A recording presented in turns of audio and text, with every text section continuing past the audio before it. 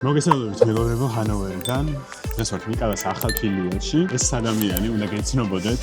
აი თუ არ გეცნობათ, ესე იგი არ გინახავთ ის ვიდეო, რომელიც ახლა გამოჩნდება აქ. ამ ვიდეოს აუცილებლად უხურეთ და გითხარი რა ხდება და რას ვაკეთებ ახლა დღეს. როგორც იქნა დავასრულე მუშაობა.